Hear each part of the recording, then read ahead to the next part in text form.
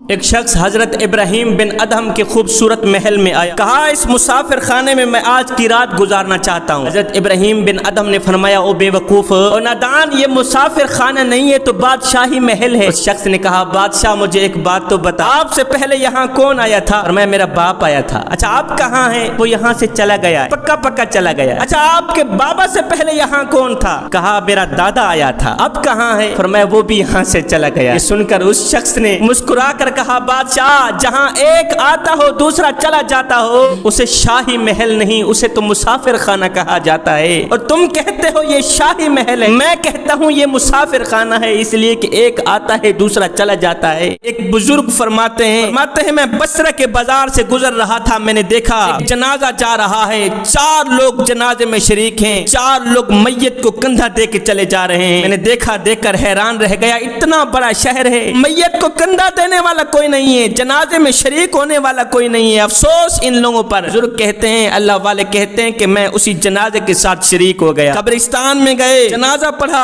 تدفین کی، تدفین کرنے کے بعد میں نے ان لوگوں سے پوچھا، میاں آخر کیا ماجرا ہے، لوگ جنازہ پڑھنے کیوں نہیں آئے، اس کو کندھا دینے کیوں نہیں آئے؟ ایک خاتون کی طرف اشارہ کرتے ہوئے لوگوں نے کہا کہ اس خاتون سے پوچھ لو۔ میں اس خاتون کے قریب گیا، خاتون نے دونوں ہاتھ اٹھائے، دعا کی، پہلے تو رونے لگی پھر ہنسنے لگی۔ میں نے ماجرا پوچھا، مائی آخر کیا وجہ ہے؟ 4 لوگ کندھا دینے والے ہیں، جنازہ پڑھنے والے ہیں، ان 4 کے علاوہ بھرے شہر میں اور کوئی تمہارا رشتہ دار نہیں ہے؟ اس خاتون نے کہا، بھائی یہ جو مرا ہے یہ میرا بیٹا ہے، بہت ہی گنہگار تھا، بدکار تھا، سیاکار تھا، دنیا میں کوئی ایسا گناہ نہیں تھا جو اس نے نہ کیا ہو۔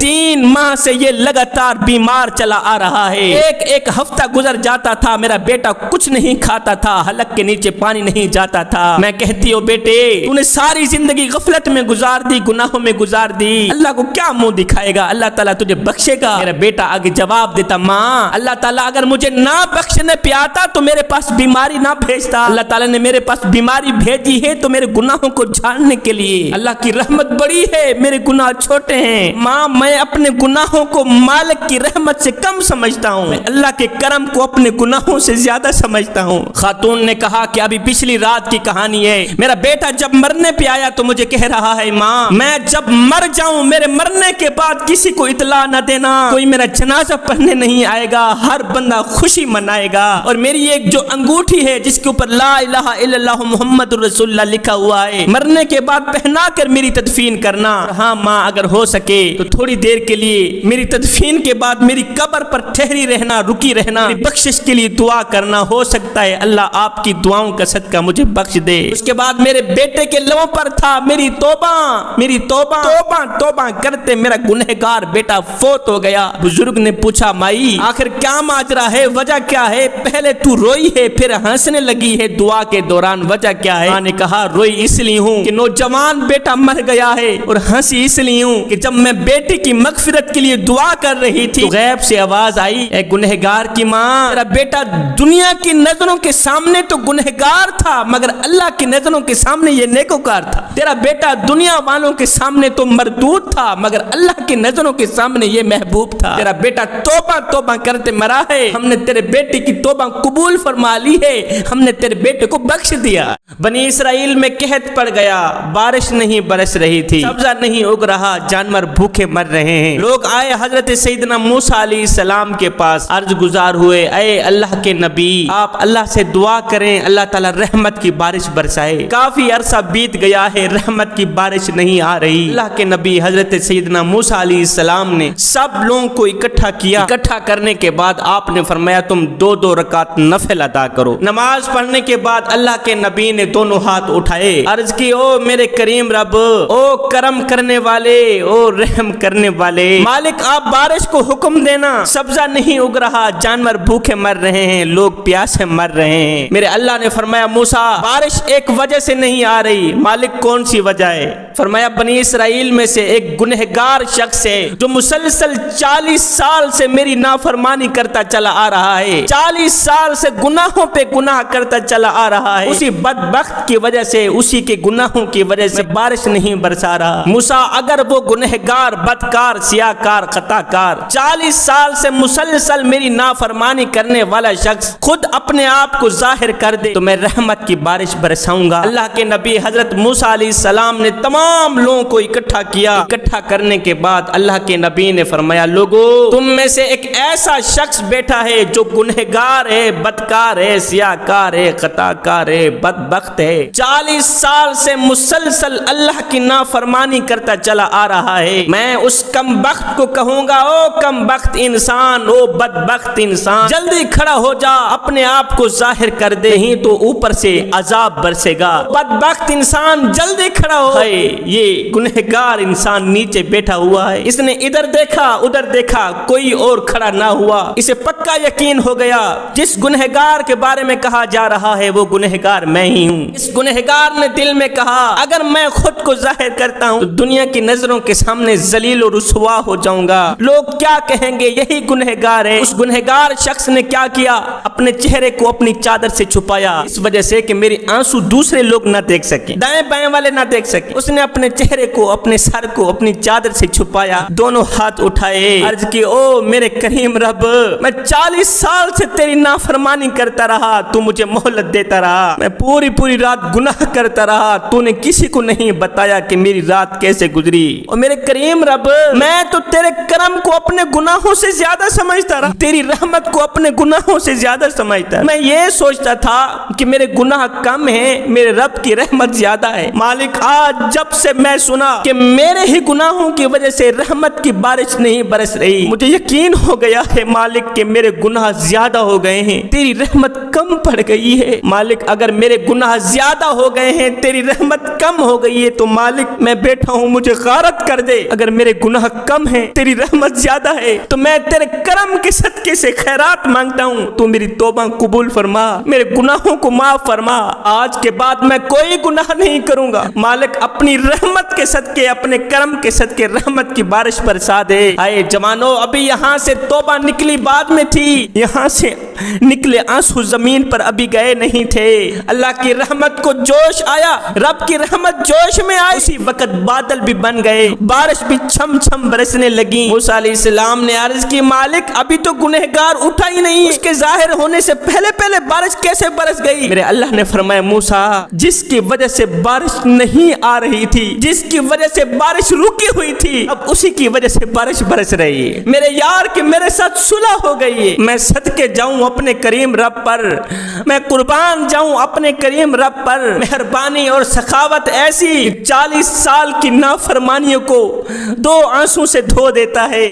اللہ کے ایک نبی تھے جن کا نام حضرت عزیر علیہ السلام تھا۔ حضرت عزیر علیہ السلام اپنے گھر سے کافی دور کھیتی باڑی کیا کرتے تھے۔ ایک دن آپ اپنی کھیت کی دیکھ بھال کے بعد واپسی کی طرف آ رہے تھے، کڑکتی دھوپ ہے، تتی ریت ہے، گرمی کا موسم تھا۔ آپ نے سوچا کیوں نہیں تھوڑی دیر کے لیے یہاں کہیں بیٹھ جاتا ہوں، سکون کر لیتا ہوں۔ آپ نے دیکھا ایک کھنڈر سا مکان ہے، بہت ہی پرانا مکان ہے، آپ گدھے کے اوپر سوار ہیں، کھانے پینے کا سازو سامان بھی آپ نے اٹھایا ہوا۔ آپ نے دیکھا ایک کھنڈر سا مکان ہے، کیوں نہ اسی کے اندر سو جاتا ہوں، تھوڑی دیر کے لیے سکون کر لیتا، شام کو یہاں سے اٹھ کر چلا جاؤ۔ اللہ کے نبی گدھے سے نیچے اترے، کھنڈر مکان کے اندر گئے، گدھا ایک سائڈ پہ باندھا۔ آپ نے چھت کے اوپر نظر دوڑائی، دیکھا کافی پرانی چھت تو قائم ہے لیکن اس مکان کے اندر زندگی گزارنے والے لوگوں کی ہڈیاں پڑی۔ آپ نے ایک ہڈی اٹھائی، سوچنے لگے، تعجب میں پڑ گئے کہ قیامت کے دن اللہ تعالیٰ کیسے اس ہڈی کے اوپر گوشت چڑھائے گا، کیسے اس کے اندر روح ڈالے گا، کاش کہ میں وہ منظر دیکھتا۔ حضرت عزیر علیہ السلام مستجاب الدعوات تھے، آپ کی ہر دعا قبول ہوتی، اللہ تعالیٰ نے اپنے نبی کی یہ دعا بھی قبول فرما۔ حضرت عزیر علیہ السلام اسی کھنڈر مکان کے اندر، پرانے مکان کے اندر لیٹے سوئے، فرشتہ آیا، اللہ کے نبی کی روح نکال کے چلا گئے۔ 100 سال تک اللہ کے نبی اسی کھنڈر مکان کے اندر پڑے رہے، سوئے رہے۔ 100 سال کے بعد میرے اللہ نے فرشتے کو حکم دیا، فرشتے جا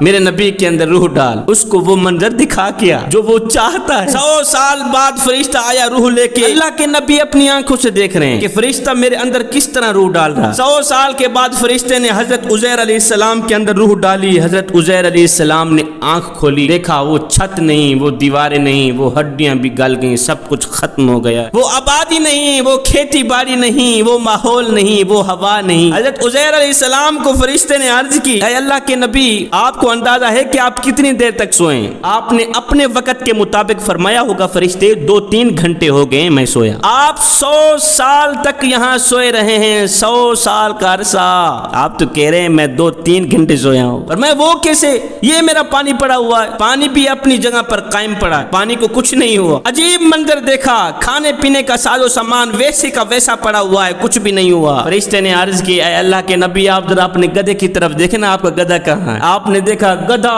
اس کا موٹا تازہ بدن خاک میں مل گیا تھا، اس کی وہیں ہڈیاں پڑی ہیں، بوٹیاں اس کی سوکھ کر مٹی کے ساتھ مٹی ہو کر ہواؤں میں اڑ گئی، فضاؤں میں اڑ گئی۔ فرشتے نے عرض کیا، اے اللہ کے نبی، آپ کے اندر جو چاہت ہے نا، میں آپ کی چاہت پوری کرنے ہے۔ فرشتے نے حکم دیا، جاؤ جو ہواؤں میں اس گدھے کی بوٹیاں اڑی ہوئی ہیں، فضاؤں میں اڑی ہیں، سب کو اکٹھی کرو۔ چھوٹے چھوٹے ذرات سارے اکٹھے ہو گئے۔ عزیر علیہ السلام دیکھ رہے ہیں فرشتے نے کیا کیا، ایک ہڈی کو اٹھایا، دوسری ہڈی کے ساتھ جوڑا، تیسری ہڈی کو اٹھایا، چوتھی ہڈی کے ساتھ جوڑا۔ فرشتے نے گدھے کا ایک ڈھانچہ بنا دیا، گوشت چڑھ گیا۔ فرشتے نے ایک پھونک ماری، وہ گدھا صحیح سلامت اٹھ کھڑا ہوا۔ جب گدھا اٹھ کھڑا ہوا تو فرشتہ یہ کہہ کر چلا گیا، اللہ کے نبی، آپ کا رب فرما رہا ہے ان ہڈیوں کو بھی میں اسی طرح زندہ کروں گا جس طرح تیرے گدھے کو زندہ کیا ہے۔ پھر شداد نے اپنے ہاتھوں سے جنت بنائی تھی، ملک کی جتنی بھی حسین و جمیل لڑکیاں تھی ساری کی ساری جمع کی، اس جنت میں چھوڑ دی، اس سوچ کی بنیاد پر کہ یہ جنت کی حورین ہیں،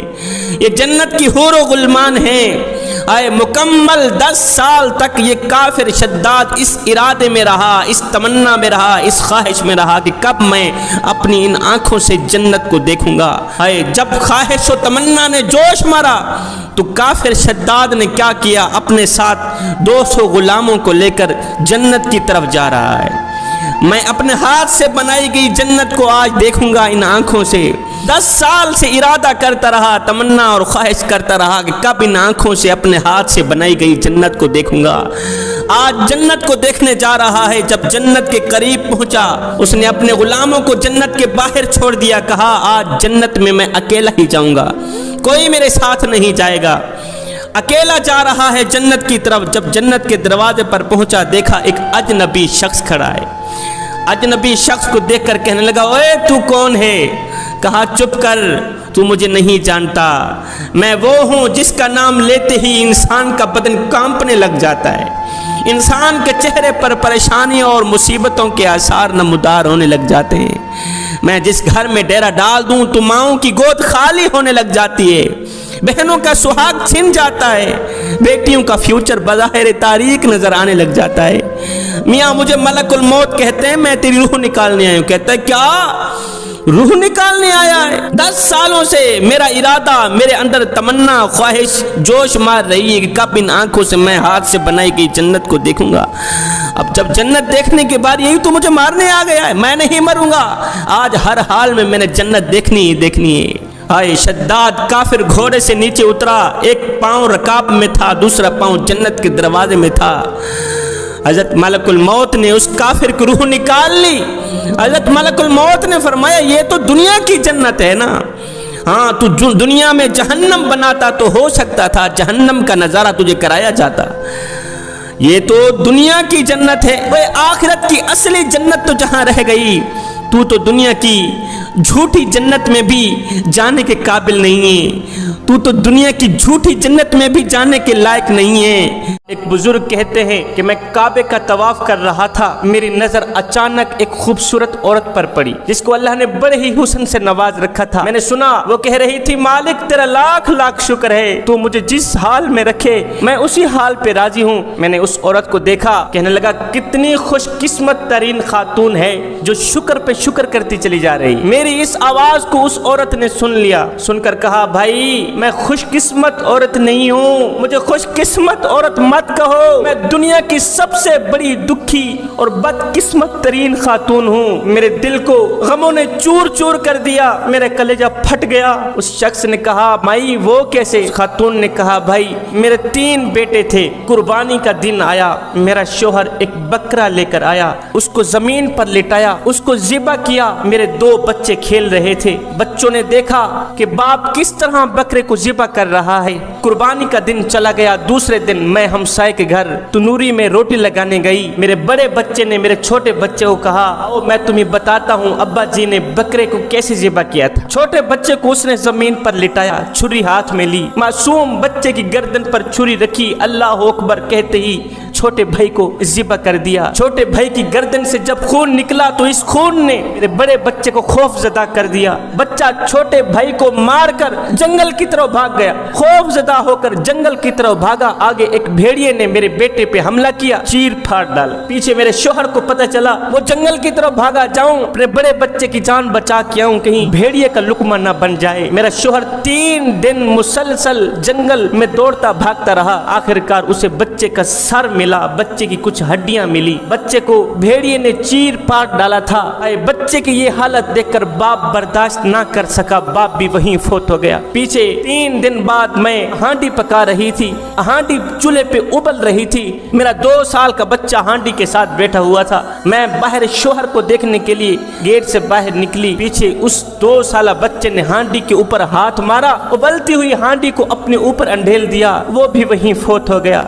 मुझे शोहर भी ना मिला, मेरा शोहर भी खत्म हो गया, मेरा बड़ा बच्चा भी खत्म हो गया, छोटा बच्चा ज़िबा हो गया, 2 साल का बच्चा जलकर मर गया। मैं तन्हा रह गई, मैं अकेली रह गई। मेरा दिल गमों से चूर चूर है, मेरा जिगर फट गया है। मौत मांगती हूँ मालिक, मुझे मौत अता कर। फिर एकदम आका करीम का वो फरमान याद आता है कि मौत मांगना जुर्म है। आज मैं करीम रब की चौखट पर आई हूँ मालिक, तन्हा हो के आई हूँ, अकेली हो के आई हूँ। मेरा शोहर नहीं रहा, मेरे 3 बच्चे मर गए, खत्म हो गए। मालिक मैं तेरे दरवाजे पे मौत मांगने नहीं आई, मैं तेरे दरवाजे पर सब्र मांगने आई हूँ। इसलिए कि मैंने सुना है कि तू सब्र करने वालों के साथ होता है। सब्र सब्र कहते ही वो दुखी खातून वहां से उठकर चली गई। कुछ अरसा बाद इस फकीर अल्लाह वाले ने ख्वाब में देखा कि वो खातून फोत हो गई है। उस खातून से पूछा, माई ए सब्र करने वाली दुखी खातून, बता तो सही मरने के बाद अल्लाह ने तेरे साथ कैसा मामला किया। उस खातून ने कहा, अल्लाह ने मेरे साथ बड़ा ही अच्छा मामला किया है। जो मैंने सब्र किया था, जो मैं अल्लाह की चौखट पर सब्र मांगने आई थी, अल्लाह ने मुझे सब्र दिया और सब्र का इतना अजर दिया कि मेरे सब्र की वजह से, मेरे सब्र के सदके अल्लाह ने मुझे भी बख्श दिया है, मेरे शोहर को भी बख्श दिया है। एक कफन चोर था, गांव के कब्रिस्तान में गया कफन चुराने के लिए। एक कब्र पर पहुंचा, देखा कब्र के ऊपर एक पत्थर पड़ा हुआ है। पत्थर के ऊपर मरने वाले का नाम भी लिखा हुआ है, मरने वाले का पता भी लिखा हुआ। इसने बिस्मिल्लाह पढ़ के कफन चुराने के लिए कब्र खोदी। मैयत पर नजर पड़ी, देखकर चीख निकल गई इसकी कि मैयत की जुबान को कब्र के कीड़े खा रहे हैं, कब्र के मकोड़े खा रहे हैं। वो मैयत किसी औरत की थी, उसकी जुबान बाहर निकली हुई थी, कब्र के बिच्छू खा रहे हैं, कीड़े खा रहे हैं। इसने कब्र बंद की, पता देखकर उस पत्ते पर पहुंच गया। महल्ले की औरतों से उस औरत के बारे में पूछा कि वो जो फलां नाम की औरत मर गई थी, उस औरत की जिंदगी कैसे गुजरी, उसकी जिंदगी के लम्हात कैसे गुजरे। दीगर औरतों ने कहा वो औरत बहुत ही अच्छी थी, वो नमाज भी पढ़ती थी, अल्लाह अल्लाह भी करती थी, तस्बीह भी पढ़ती थी, लेकिन अफसोस कि वो औरत अपने शोहर को गालियां देती थी। शोहर को गालियां देने वाली औरत, हाय जिस जुबान से वो शोहर को गालियां देती थी, आज उस जुबान को कब्र के कीड़े खा रहे हैं। नमाज भी पढ़ती थी, लेकिन नमाज ने उस औरत को हरगिज़ नहीं बचाया।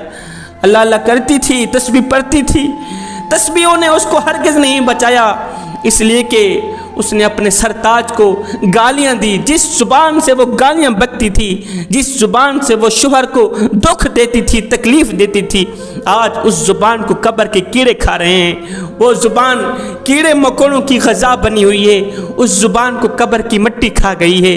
मेरी माओ बहनों बेटियों, खुदारा शोहर की नाशुक्री ना करना, एहसान फरामोशी न करना। हज़रत सैयदना इब्राहीम अलैहिस्सलातु वस्सलाम ने अर्ज़ की, या बारी ताला आज तो मुझे दिखा कि तुम मुर्दे जिंदा कैसे करता है। मालिक तूने मुझे दिल की आंख से तो दिखाया है, मैं ज़ाहिरी आंख से देखना चाहता हूँ कि तुम मुर्दे जिंदा कैसे करता है। मेरे अल्लाह ने फरमाया, ए मेरे खलील इस तरह कर, 4 परिंदों को पकड़ कर उन्हें ज़िबा कर। ज़िबा करने के बाद उनके जो 4 सर होंगे वो अपनी हथेली पे रखना, अपने हाथ पे रखना, और उनके जो धड़ होंगे उनकी बोटी बोटी करके جمع کر کے کچھ ہواؤں میں اڑا دینا، کچھ فضاؤں میں اڑا دینا، کچھ پانی میں تیرا دینا، پھر 4 سال اپنی ہتھیلی پہ اپنے ہاتھ پہ رکھ کے اللہ اکبر کی صدا لگانا، پھر دیکھنا کہ وہ چاروں سر جو ہوں گے مردہ کیے گئے پرندے زندہ ہو کر اڑ جائیں گے۔ حضرت سیدنا ابراہیم علیہ السلام نے ایسا ہی کیا، 4 پرندوں کو پکڑا، انہیں زمین پر لٹایا، ان کی گردن پر چھری رکھی، ان چاروں کو ذبح کیا، ان کا کیما بنا کر کچھ ہواؤں میں اڑا دیا، فضاؤں میں اڑا دیا، کچھ پانی میں تیرا دیا۔ ان چاروں پرندوں کے سروں کو اللہ کے نبی نے اپنی ہتھیلی پہ رکھا، اپنے ہاتھ پہ رکھا، اللہ اکبر کی صدا لگائی۔ قدرت خداوندی دیکھو، ایک ہوا چلی، بکھرے ہوئے گوشت کے اجزاء کو جمع کر کے اس ہوا نے اللہ کے نبی حضرت سیدنا ابراہیم علیہ السلام کے ہاں حاضر کر دیا۔ اس گوشت ایک ہوا چلی، زوردار ہوا چلی، جیسے ہی اللہ کے نبی نے ایک ضرب لگائی نا، اللہ اکبر، ہوا چلنے کی دیر تھی، وہ جو اجزاء ہوا میں اڑ گئے تھے، وہ جو اجزاء فضا میں اڑ گئے تھے، جو پانی میں تیر رہے تھے، ہوا نے ان تمام اجزاء کو، گوشت کے ان تمام ٹکڑوں کو اکٹھا کر کے اللہ کے نبی کیا دیکھتے ہیں؟ قدرت خداوندی دیکھو، ہاتھ پر وہ چاروں کے چاروں مردہ شدہ پرندے زندہ ہو کر حضرت ابراہیم علیہ السلام کی آنکھ میں آنکھ ڈال کر دیکھنے لگے۔ ہتھیلی کے اوپر چاروں پرندے ابراہیم علیہ السلام کو دیکھ کر حضرت ابراہیم علیہ السلام سے مخاطب ہو کر کہنے لگے، اے اللہ کے نبی، آپ ہم سے کیا چاہتے تھے؟ آخر آپ نے ہمیں ذبح کیوں کیا؟ آپ ہم سے کیا چاہتے تھے؟ آپ نے ہمیں اتنی تکلیف کیوں دی؟ اے اللہ کے نبی، آپ جانتے ہیں نا، اگر کسی شخص کا ایک دانت کھینچ کر نکالا جائے، آپ اندازہ لگا سکتے ہیں کہ اس کو کتنی تکلیف ہوتی ہوگی، کتنا درد ہوتا ہے اس شخص کو۔ اللہ کے نبی نے فرمایا بہت زیادہ تکلیف ہوتی ہوگی اس شخص کو۔ چاروں پرندوں نے ایک ہی آواز میں کہا، ہماری تو ایک دم روح نکل گئی ہے، ہمیں بتاؤ ہمیں کتنی تکلیف ہوئی ہوگی۔ حضرت ابراہیم علیہ السلام ان چاروں پرندوں کی فریاد سن رہے ہیں، حیران کن ہیں۔ پرندے کہہ رہے تھے، اے اللہ کے نبی، آپ ہم سے کیا چاہتے تھے؟ یاد رکھیں، جس طرح آپ نے ہمیں ذبح کیا، جو کچھ آپ نے ہمارے ساتھ کیا، ہو سکتا ہے یہی کچھ آپ کے ساتھ بھی ہو جائے۔ یہ کہتے ہی یہ چاروں پرندے اڑ کر چلے گئے۔ شام ہوئی، رات ہوئی، حضرت ابراہیم علیہ السلام سوئے، آنکھ لگی، نیند آئی۔ خواب میں اسی رات اللہ کے نبی حضرت ابراہیم علیہ السلام نے اپنے لخت جگر نور نظر حضرت اسماعیل علیہ السلام کو ذبح کرتے دیکھا۔ ایک روتا ہوا بچہ قبرستان میں گیا، اپنا بستہ پھینک کر باپ کی قبر کے سرانے بیٹھ کر روتے ہوئے شکایت کرنے لگا، ابو جی، آج استاد نے کہا ہے یا تو کل فیس لے کر آنا یا تو اپنے باپ کو لے کر آنا۔ ابو، میرے پاس پیسے نہیں ہیں، فیس نہیں ہے، میں تمہیں لینے آیا ہوں، اٹھو میرے استاد کے پاس جاؤ۔ ان کے آگے ہاتھ باندھ کر فریاد کرنا، استاد جی، میرا منا بڑا ہی غریب ہے، صبح کو کھاتا ہے شام کے لیے نہیں ہوتی، شام کو کھاتا ہے صبح کے لیے نہیں ہوتی، خدارا اللہ رسول کی رضا کے لیے میرے شہزادے کو پڑھایا کرو، میرے منہ سے فیس نہ مانگا کرو۔ آئے چوتھی قبر پہ کھڑے ایک شخص نے اس بچے کی تڑپتی فریاد سنی۔ اس نے فون پر بات کرتے ہوئے کہا کہ قبر پر پھول ڈالنے کے لیے جو پیسے لے کر گئے ہو، پھول رہنے دو، پیسے واپس لے کر آؤ، مجھے قبرستان میں ہی پھول مل گئے۔ وہی پھولوں والے پیسے اس شخص نے بچے کے ہاتھ پہ رکھتے ہوئے کہا، بچے، یہ پیسے تیرے باپ نے بھیجے ہیں۔ وہ کہہ رہا تھا، میرے منہ کو کہنا، محنت کرنا، تعلیم جاری رکھنا، تو نے اس مرنے والے کا نام روشن کرنا ہے۔ او میرے بھائیو، ان تمام رسموں کو چھوڑو، آؤ زندہ انسانوں کی خدمت کریں، زندہ لوگوں کی مدد کریں، ان لاوارث بچوں کی مدد کریں جن کا اللہ کے سوا دنیا میں مدد کرنے والا اور کوئی نہیں ہے۔ ایک دن حضرت سیدہ عائشہ صدیقہ رضی اللہ تعالی عنہا نے دیکھا کہ میرے کریم نبی بھوک کی شدت سے کروٹیں بدل رہے ہیں۔ آئے 3 دن سے میرے کریم نبی نے ایک لقمہ بھی نہیں کھایا، بھوک کی شدت ہے، کبھی اس طرف کروٹ بدلتے ہیں، کبھی اس طرف کروٹ بدلتے ہیں۔ حضرت عائشہ صدیقہ رضی اللہ تعالی عنہا نے میرے کریم نبی کو اس حالت میں دیکھا، تڑپ کر کہنے لگی، آقا، او میرے کریم نبی، آپ کے ایک اشارے پر ہر چیز حاضر ہونے کو تیار ہے، آپ ایک اشارہ کریں، جنت سے کھانے اترنے کو تیار ہیں، आका आपने पेट पर पत्थर बांधे हुए हैं, आपके एक इशारे से जन्नत से खाने उतरने को तैयार हैं। आका फिर इतनी मुशक्कतें क्यों काट रहे हैं, इतनी परेशानियां क्यों झेल रहे हैं, पेट पर पत्थर क्यों बांधे हुए हैं। आयशा तो सिद्दीका की बात सुनकर मेरे करीम नबी रोकर फरमाने लगे, आयशा मोहम्मद खुद खाने नहीं आया, मोहम्मद तो दूसरों को खिलाने आया। आयशा मोहम्मद खुद पीने नहीं आया, मोहम्मद तो दूसरों को पिलाने आया है। मोहम्मद खुद जीने नहीं आया, मोहम्मद तो दूसरों के लिए जीने आया है। आए कितने करीम नबी थे हमारे, खुद भूखे रहकर दूसरों को खिलाया करते थे, खुद प्यासे रहकर दूसरों को ठंडा पानी पिलाया करते थे। पेट पर पत्थर बंधे हुए हैं, 3 दिन से कुछ नहीं खाया, दरवाजे पर आने वाले किसी साइल को, जरूरतमंद को, भूखे को खाली हाथ वापस नहीं जाने दिया।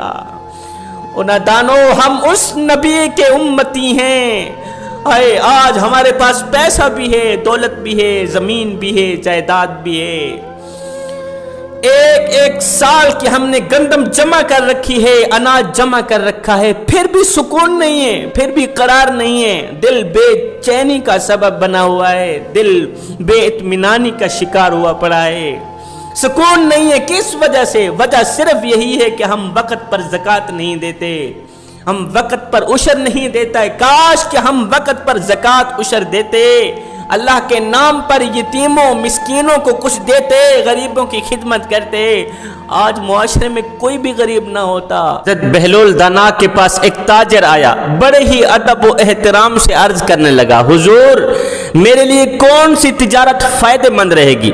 आपने फरमाया कोई उम्दा सा कफन खरीद लो। उस शख्स ने उम्दा सा कफन खरीद लिया। कुछ दिन बाद उसी शहर से एक अमीर तरीन आदमी का इंतकाल हो गया, एक नामी गिरामी आदमी फोत हो गया।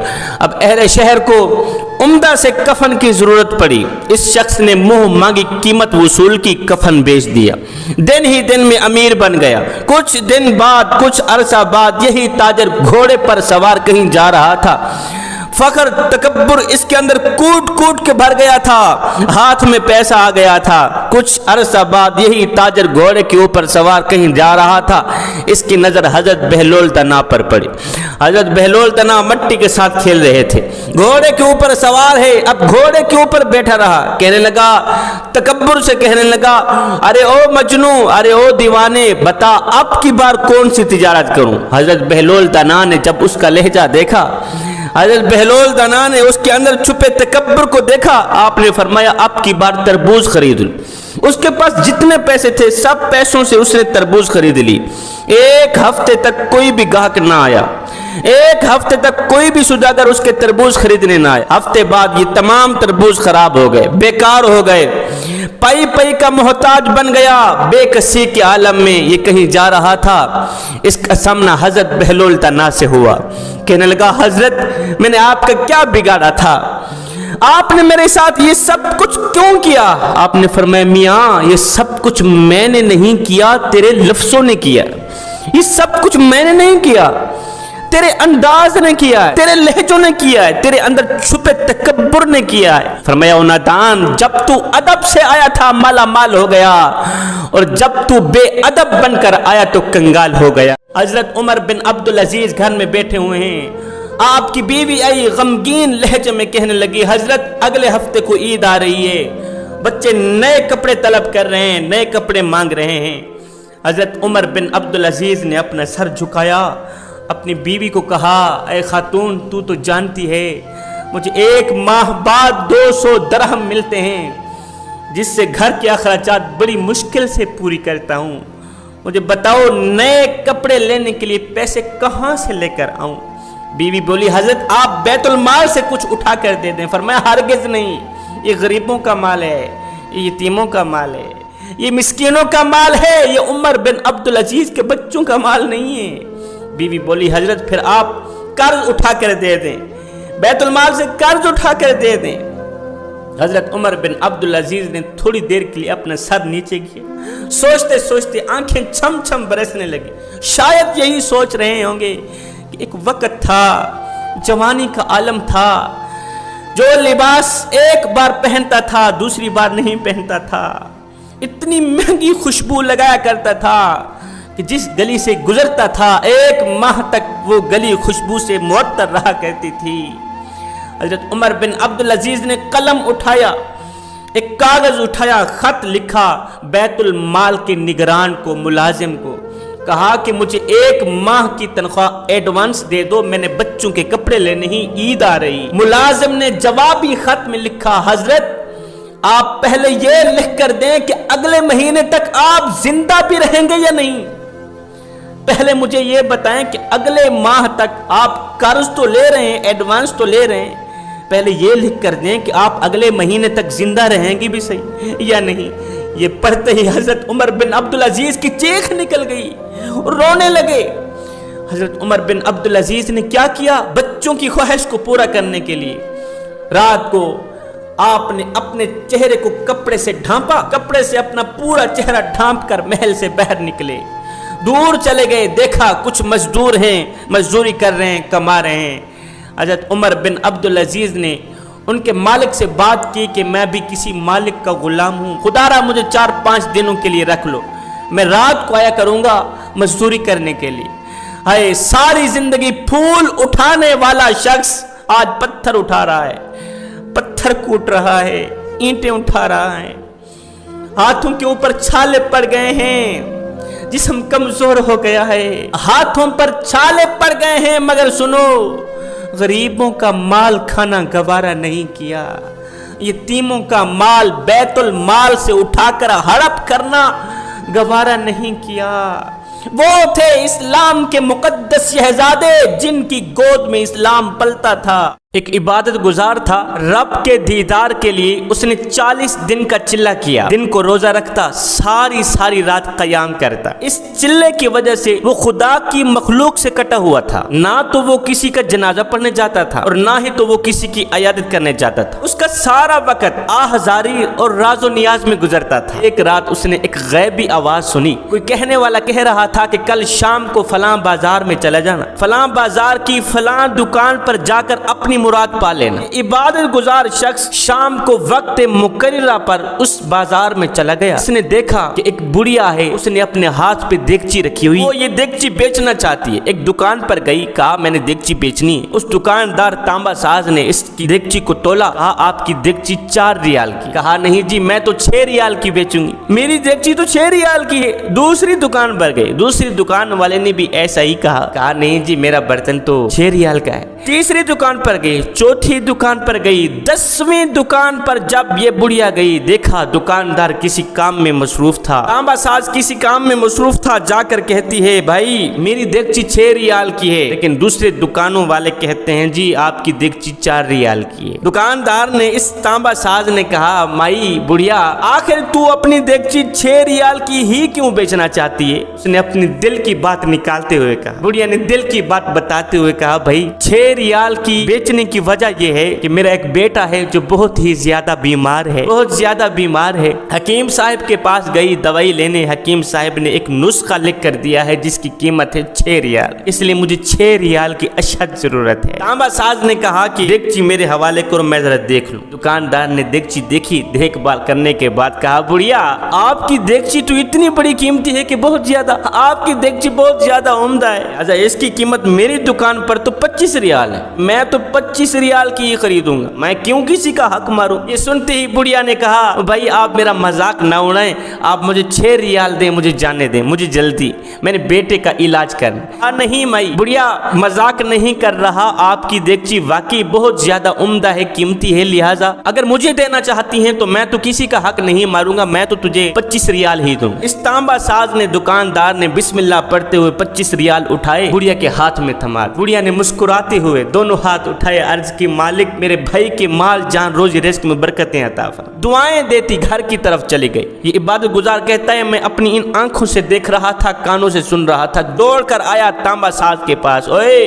तुझे तो दुकानदारी करनी आती भी नहीं, तू किस तरह का दुकानदार है? उसकी चीज 4 रियाल की है, तूने 6 रियाल भी नहीं दिए, 25 रियाल दे दिए। तांबा साज दुकानदार ने कहा भाई मैंने ये देगची कहाँ खरीदी और मैंने उसको इस देगची की कीमत नहीं दी, मैंने ये जो 25 25 ریال دیے ہیں وہ تو میں نے مدد کے طور پر اس کے بیٹے کے علاج کے لیے دیے ہیں۔ میں نے اس بڑھیا کو زیادہ پیسے اس لیے دیے ہیں کہ گھر کے اور برتن بیچنے کی نوبت نہ آئے۔ 25 ریال اس لیے دیے ہیں کہ یہ پورا مہینہ لگاتار مسلسل اپنے بچے کا علاج آسانی سے کرا سکے۔ کیوں صاحب، میں نے کوئی غلط کیا ہے؟ میں نے کوئی نقصان کا سودا کیا ہے؟ ہرگز نہیں۔ 21 ریال میں نے زیادہ دیے ہیں۔ ایک تو میں نے اس پریشان حال بڑھیا کے چہرے پر مسکراہٹ دیکھی ہے، دوسرا میں نے اس کی زبان پر میرے حق میں نکلتی دعا دیکھی ہے۔ عبادت گزار کہتا ہے اس دکان والے کی یہ باتیں سن کر میں حیران رہ گیا، اسی حیرانی میں گم سم ہو کر میں گھر کی طرف جا ہی رہا تھا، اتنے میں پھر سے غیب سے آواز آئی۔ کوئی کہنے والا کہہ رہا تھا، او عابد،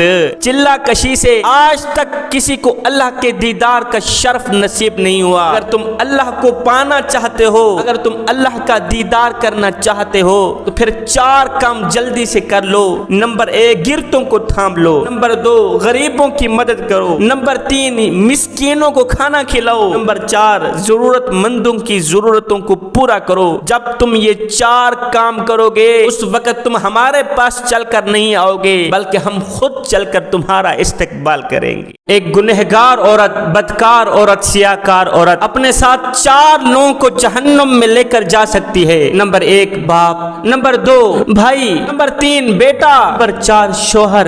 یہ 4 لوگ جہنم میں اس کے ساتھ اس لیے جائیں گے کہ جب یہ عورت گناہ کر رہی تھی، جب یہ عورت بدکاریاں کر رہی تھی، جب یہ عورت غلطیوں پر غلطیاں، بے حیائی کی طرف بڑھ رہی تھی، ان 4 لوگوں نے، تعلق دار لوگوں نے اس عورت کو کیوں نہیں روکا تھا؟ جب یہ اللہ کے حکموں کو توڑ رہی تھی، نبی کے حکموں کو پامال کر رہی تھی، اس کے قدم بے حیائی کی طرف بڑھ رہے تھے، اس وقت ان 4 لوگوں نے اس خاتون کو کیوں نہیں روکا تھا؟ اس کے ہاتھ میں 50,000 کا موبائل تو دے دیا، مگر افسوس نہیں دی تو نماز نہیں دی، نہیں دیا تو قرآن نہیں دیا، بن سمر کر خود کو دوسروں کے حوالے کرتی رہی۔ نہ بھائی نے روکا، نہ باپ نے روکا، نہ بیٹوں نے روکا، نہ شوہر نے روکا۔ نہ روکنے کی وجہ سے آج یہ خاتون بھی جہنم کا ایندھن بننے جا رہی ہے اور ساتھ میں یہ 4 لوگ بھی جہنم کا ایندھن بننے جا رہے ہیں۔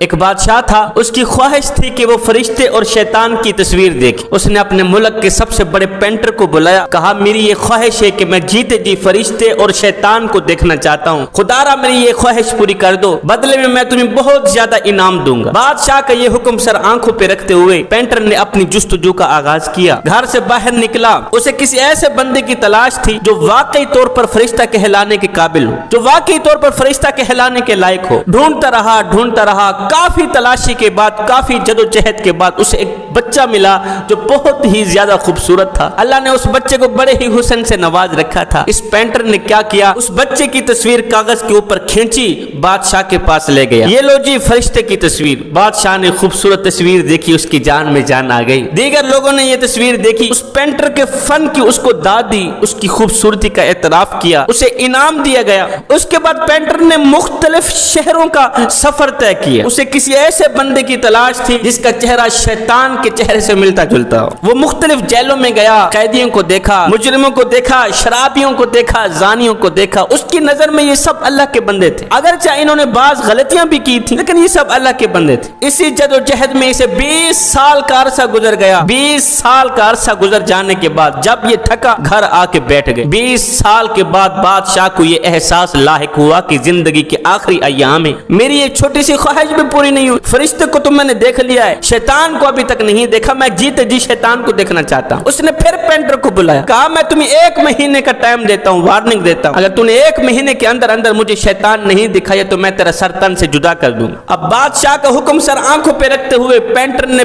پھر اپنی جستجو کا دوبارہ آغاز کیا۔ چلتا رہا، جدوجہد میں تلاش کرتا رہا، آخر کار اسے وہ شخص مل ہی گیا جس کی شکل شیطان کی شکل سے ملتی جلتی۔ 20 سال کی جدوجہد کے بعد اس نے دیکھا کوڑا کرکٹ ہے، گندگی کا ڈھیر پڑا ہوا ہے، ہے, اس کے اوپر ایک شخص نوجوان ہے جس کی 20 سال 21 سال عمر لگتی ہے بیٹھا ہوا ہے. گندی شکل ہے, گندے بال, گندا چہرہ, گندگی کے اوپر پڑا ہوا ہے. 20 سال تک اس نے اس طرح کا بندہ نہیں دیکھا تھا. اسے دیکھ کر یہ احساس ہوا, اندازہ ہوا کہ شاید اس کی شکل شیطان کی شکل سے ملتی جلتی ہے. اس پینٹر نے اس کو کہا, میاں میری زندگی موت کا مسئلہ ہے, اگر میں نے بادشاہ کی خواہش پوری نہیں کی تو بادشاہ میرا سر تن سے جدا کر دے گا. میں تجھے بدلے میں پیسے دیتا ہوں, تیری شکل دیکھ کے میں نے فرشتے کی تصویر تخلیق کرنی, فرشتے کی تصویر بنانی. اس نے اجازت دے دی, اس نوجوان نے پیسے لے لی. اب یہ پینٹر اس نوجوان کو دیکھ کر شیطان کی تصویر بنا رہا تھا. تصویر بناتے وقت اس پینٹر نے دیکھا کہ وہ نوجوان رو رہا. اس پینٹر نے اس نوجوان کے رونے کی وجہ پوچھی. اس نوجوان نے چیخ کر کہا, میاں میں وہی بچہ ہوں جس کو دیکھ کر 20 سال پہلے تو نے فرشتے کی تصویر بنائی تھی. 20 سال پہلے جس بچے کا حسن دیکھ کر, جس بچے کے نین نقش دیکھ کر تو نے فرشتے کا روپ دیا تھا. ہائے میرے اعمالوں نے مجھے شیطان بنا دیا, میرے کردار نے مجھے شیطان بنا دیا, میرے کرتوتوں نے مجھے شیطان بنا دیا. کاش کہ میں برے اعمال نہ کرتا, کاش کہ میں شرابیں نہ پیتا, گندے دوستوں کے ساتھ دوستی نہ لگاتا. آج یہ وقت نہ آتا کہ تو مجھے شیطان سمجھ کر, یہ سمجھ کر تو مجھے شیطانی روپ دے رہا ہے. ہائے میرے اعمالوں نے مجھے شیطان بنا. زانی اور شرابی شخص فوت ہوا تو لوگ اس کا جنازہ اٹھا کر قبرستان کی طرف جا رہے تھے. لوگوں نے دیکھا ایک کتا ہے جو جنازے کے ساتھ جا رہا ہے. میت کے عزیز و اقربا نے کتے کو مارا, بھگانے کی کوشش کی مگر کتا نہ بھاگا. جب زیادہ مارا کتے کو, جب کتے کو زیادہ تنگ کیا تو اس جانور کو میرے اللہ نے بولنے کی طاقت دی. اس کتے نے کہا, او نادانو مجھے کیوں مار رہے ہو, او نادانو میں اس کا وہ عمل ہوں جو اس نے دنیا میں کیا, او مجھے کیوں مار رہے ہو, مجھے کیوں بھگانے کی کوشش کر رہے ہو, میں تو اس میت کا وہ عمل ہوں جو اس زانی نے دنیا میں کیا. دنیا میں یہ زنا کرتا رہا, شرابیں پیتا رہا, اپنی قیمتی جوانی برباد کر ڈالی, اپنی قیمتی جوانی آوارگی میں گزار دی, چوک پہ بیٹھ کے تاش کھیلتے گزار دی, ہاتھوں سے ڈنڈی مارتا رہا, ناپ تول میں کمی کرتا رہا. ساری زندگی اس کی گناہوں میں گزر گئی, غفلت میں گزر گئی. آج یہ سیدھا جہنم کی طرف جا رہا ہے. میں اس کا عمل ہوں. اللہ تعالیٰ نے مجھے جانور کے روپ میں تم تک بھیجا ہے تاکہ تم مجھے دیکھ کے سبق حاصل کرو, عبرت حاصل کرو. نادانو خدا را کبھی زنا نہ کرنا, شراب نہ پینا, کسی کا مال نہ دبوچنا. ایک امیر ٹھیکیدار تھا, وہ کسی خوبصورت عورت پر فریفتہ ہو گیا. گپ شپ ہونے لگی, بات چیت ہونے لگی, ملاقاتیں ہونے لگی.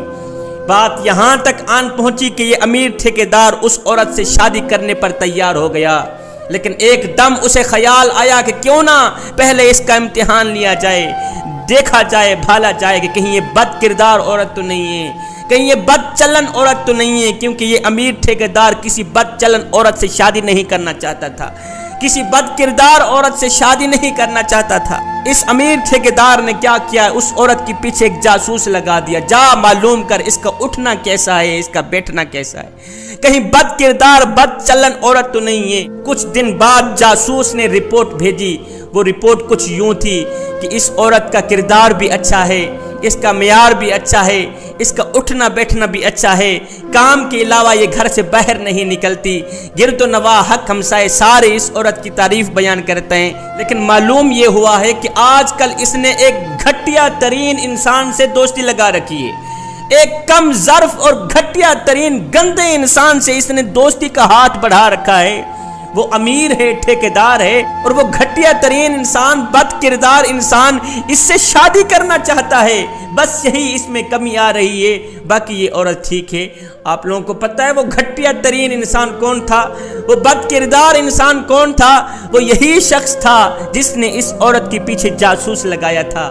آج کا انسان دوسروں کے عیبوں پر تو نظر ڈالتا ہے, لیکن اپنے گریبان میں جھانک کر کے نہیں دیکھتا کہ میرے اندر بھی کوئی عیب ہے یا نہیں, میرے اندر بھی کوئی خامیاں ہیں یا نہیں. بغداد شریف میں ایک نیک خاتون رہا کرتی تھی. اسی بغداد میں ایک کفن چور بھی رہا کرتا تھا. یہ کفن چور جو تھا, جو بھی بغداد میں مرتا یہ جنازے میں شرکت کرتا, جاتا قبر کو دیکھتا, پھر رات کے دوسرے پہر جا کر قبر کھود کے کفن چراتا. اس نیک مئی کی موت کا دن آ گیا, روح نکل گئی, اللہ کی نیک بندی فوت ہو گئی. اللہ کی اس نیک بندی کے جنازے میں علماء نے شرکت کی, اللہ کے نیک بندوں نے شرکت کی. اس कफन चोर ने भी इस मई का जनाजा पढ़ा। जब रात का दूसरा पहर आया, ये कफन चोर कब्रिस्तान में आया, जाऊं कफन चुरा के आऊं। इसने कब्र खोदी। कब्र खोदने के बाद जब इसने अपना हाथ कब्र के अंदर डाला, कबल इसके कि ये शख्स कफन को पकड़ता, उस नेक खातून ने इस चोर का हाथ पकड़ लिया। चोर का हाथ पकड़ कर कहने लगी, वाह मेरे करीम रब, एक जन्नती का कफन चुरा रहा है। ये चोर तड़प उठा, तड़प कर कहने लगा, ओ माई, तेरे जन्नती होने में तो कोई शक नहीं है। तेरे जनाजे में लाखों करोड़ों ने शिरकत की, सब तेरी मगफिरत की दुआ मांग रहे थे। उलमा हजरात, अल्लाह के नेक लोग, अल्लाह के वलियों ने तेरा जनाजा पढ़ाया, और तेरे जन्नती होने में तो कोई शक नहीं। अब तू ये जो कह रही है कि मैं भी जन्नती हूँ, मैं कैसे जन्नती बन गया? नेक खातून ने कहा, भाई मैं तो जन्नती थी ही थी, लेकिन जिन्होंने मेरे जनाजे में शिरकत की, अल्लाह ने उन सब की बख्शिश फरमा दी है। उस नेक मई ने इसके हाथ को पकड़ा हुआ है। इस चोर ने वहीं बैठ के अल्लाह से पक्की तौबा की, हाय मैंने अपनी जिंदगी कैसे बसर की, चोरी करते करते, डाकट डालते डालते अपनी जिंदगी बर्बाद कर डाली, चलो बाकी वाली जिंदगी तो अच्छी गुजार लूं। इसने पक्की तौबा की, मालिक मेरी तौबा है, आइंदा ऐसा कोई गुनाह नहीं करूंगा। आए जब इसने हाथ डाला था उस वक्त ये चोर था। अब जब ये तौबा करके इसने हाथ बाहर निकाला, निकालने से पहले अब ये चोर नहीं रहा था, ये अल्लाह का वली बन गया था। एक बूढ़ा रोता हुआ अदालत में आया, कहा, काजी साहिब मेरा बेटा मुझे खर्च नहीं देता, उसे अदालत में बुलाया जाए, उसे कहो नादान, चलो 6 महीने बाद ही सही कुछ न कुछ तो अपने बाप को देने आ गया कर। काजी साहब ने बेटे के खिलाफ बाप का मुकदमा दर्ज किया, बेटे को अदालत में बुलाया। नौजवान बेटे को कहा, नौजवान तेरे बाप ने तेरे खिलाफ मुकदमा दर्ज किया है कि तू बाप को खर्च नहीं देता। ये सुनकर उस नौजवान बेटे ने हैरत से कहा कि मेरे अब्बू मुझसे खर्च क्यों मांग रहे हैं, जबकि वो खुद दौलतमंद हैं। मेरे अब्बू खुद अमीर हैं, दौलतमंद हैं, जायदाद वाले हैं, पैसों वाले हैं। मेरे अब्बू को मेरे पैसों की क्या जरूरत, मेरी हेल्प की, मेरी मदद की क्या जरूरत है? बाप ने कहा, काजी साहिब अगर इसको सिर्फ 1 दीनार अदा करने का हुक्म भी दे दें तो भी मैं खुश हूँ। 1 दीनार महाना अदा करने का हुक्म दे देते तो भी मैं खुश हूँ, बशर्ते कि वो 1 दीनार अपने हाथों से हर माह में बगैर किसी इंतजार के मुझे मेरे घर में देने आएगा, मैं खुश हूँ। काजी साहब ने बिल्कुल वैसे ही फैसला किया जैसे बाप चाहता था। नौजवान बेटा अदालत से निकल गया। पीछे उस काजी ने इस बूढ़े बाप से पूछा, बाबा जी जब आप हैं भी अमीर, इतने बड़े अमीर हैं, फिर थोड़ी सी रकम वसूल करने का मुतालबा क्यों किया है? थोड़ी सी रकम लेने के लिए तूने बेटे के खिलाफ इतना बड़ा मुकदमा दर्ज क्यों कराया है? आखिर वजह क्या है? ये सुनते ही बाप की आंखें छम छम बरसने लगी। बूढ़े बाप ने रोते हुए वजह बयान की। कहा, काजी साहिब मैं अपने बेटे को देखने के लिए तरस रहा हूँ। इसको इसके कामों ने इतना मसरूफ कर रखा है, इतना उलझा रखा है कि आज 10 साल का अरसा गुजर गया है, मैंने अपने बेटे का चेहरा तक नहीं देखा। और ये नादान नहीं जानता कि मेरा बाप मेरे बगैर किस तरह की जिंदगी गुजार रहा है। मेरा एक एक पल तड़पता हुआ गुजरता है काजी साहिब। मेरा दिल हर वक्त इसको देखने के लिए तड़पता रहता है। जब 10 साल का अरसा बीत गया, मैं अपने बेटे को बुलाता था, बेटा आओ दीदार तो करा के जाओ। मेरा बेटा मेरी बात सुनना गवारा नहीं करता था, मेरी कॉल उठाना गवारा नहीं करता था। जब मेरे बेटे ने कॉल उठाना गवारा ना की तो फिर मेरे जहन में एक तरकीब आई कि क्यों ना बेटे के खिलाफ कोई मुकदमा दर्ज कराया जाए। जब अदालत आवाज देगी तो मसरूफियात के बावजूद भी मेरे बेटे को अदालत में आना पड़ेगा। इसी बहाने अपने बेटे की आवाज भी सुन लूंगा, अपने बेटे का रज रज के दीदार भी कर लूंगा। काजी साहिब और तो मुझे किसी चीज की जरूरत नहीं, ना तो 1 दीनार की जरूरत है, ना तो मुझे पैसों की जरूरत है। मुझे तो बस अपने बेटे का दीदार चाहिए। मेरी आंखें बेटे को देखने के लिए तरस रही हैं। खुशकिस्मत हैं वो लोग जो अपने बूढ़े वालिदैन को वक्त देते हैं, इससे पहले कि वक्त गुजर जाए। काश कि मेरी बात तेरे दिल में उतर जाए। मेरा अल्लाह फरमाता है, अपने वालिदैन को दुख देकर मुझसे अपनी खुशी के लिए दुआ मत करना, और अपने वालिदैन को खुशी देकर अपने दुखों की परवाह मत करना।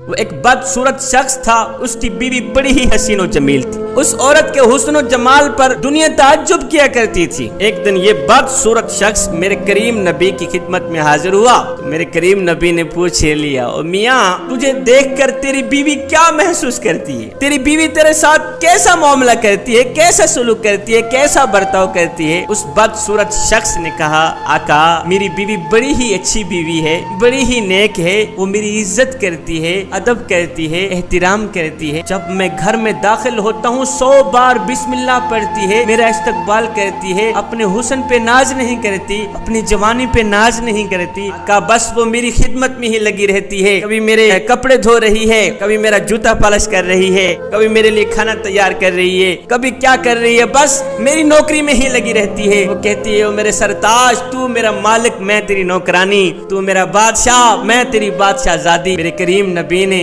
जब उस औरत की तारीफ सुनी, बदसूरत शोहर के मुंह से खूबसूरत औरत की तारीफ सुनी, तो मेरे करीम नबी बहुत ही खुश हुए। खुश होकर मेरे नबी ने फरमाया, ओ मियाँ, जा फिर अपनी खूबसूरत बीवी को मुबारकबाद दे दे कि तेरा नबी फरमा रहा है, तू दुनिया में भी जन्नती, तू आखिरत में भी जन्नती। वो एक बुढ़िया थी, बड़ी ही गरीब सी थी, उसके पास खाने को रोटी नहीं थी। वो बुढ़िया घरों में जाया करती थी मांगने के लिए, जिसके पास कुछ होता खाने को दे देता, किसी के पास कुछ ना होता तो कहते बुढ़िया अल्लाह देगा, बुढ़िया अल्लाह देगा। कुछ अरसा गुजरा, बुढ़िया का इंतकाल हुआ। बुढ़िया के मरने के बाद किसी ने बुढ़िया को ख्वाब में देखा, पूछा, अल्लाह ने तेरे साथ क्या मामला किया? बुढ़िया ने कहा, जब मैं अल्लाह के रूबरू हाजिर हुई, जब मेरे अल्लाह ने मुझसे पूछा, ए बुढ़िया, मेरे लिए क्या लेकर आई हो, तो मैंने रोकर कहा, तड़प कर कहा, ओ मेरे करीम रब, तू तो जानता है सारी जिंदगी दर दर धक्के खाती रही, सारी जिंदगी दर दर की ठोकरें खाती रही, जिस तरफ भी मांगने को हाथ फैलाती आगे जवाब मिलता अल्लाह देगा, अल्लाह देगा। मालिक, मैं तो सारी जिंदगी यही सुनती चली आ रही हूं कि अल्लाह देगा। आज जब मांगने का दिन आया, आज जब अल्लाह से कुछ लेने का वक्त आया, तो मेरा अल्लाह कह रहा है, क्या लेकर आई हो? मालिक, मैं देने नहीं आई, आज तो मैं कुछ लेने आई हूँ। यही बात मेरे अल्लाह को इतनी पसंद आई कि अल्लाह ताला ने बगैर हिसाब किताब के मेरी मगफिरत फरमा दी। 24 लाख मुरब्बा मील का शहनशाह हजरत सैयदना उमर फारूक रजी अल्लाह ताला अन्हो के पास एक बाबा अपने बेटे को लेकर आया। रोकर कहा, ऐ उमर, मेरे बेटे को देखा है, इसने आज जुल्म की इंतहा कर दी। एक सोटा मेरे सर पे मारा है और एक सोटा बूढ़ी माँ की कमर पे मारा। बूढ़ी माँ की कमर टूट गई है, वो बेचारी 4 पैर पे पड़ी है, हिल नहीं सकती। मैं औखा सोखा होके इसको आप तक लेके आया हूँ, मेरा इंसाफ तो कीजिए। इस बदबख्त को बताएं कि वालिदैन के हुकूक क्या होते हैं। इस नादान को बताया जाए, वो नादान बूढ़े वालिदैन को मारता है। हजरत उमर फारूक रजी अल्लाह ताला अन्हु ने उस नौजवान की तरफ देखा, कहा, वो बदबख्त अपने बाप को मारता है, अपनी माँ को मारता है। उस नौजवान ने कहा, हजरत, आप मुझे जरूर सजा दें, मेरा एक सवाल है, पहले मुझे उसका जवाब चाहिए। कहा, मुझे बताया जाए कि जब बेटा 9 साल का हो जाए, जब बेटे की उम्र 9 साल की हो जाए, तो वालिदैन को क्या करना चाहिए? हजरत उमर फारूक रजी अल्लाह ताला अन्हु ने फरमाया कि माँ बाप को चाहिए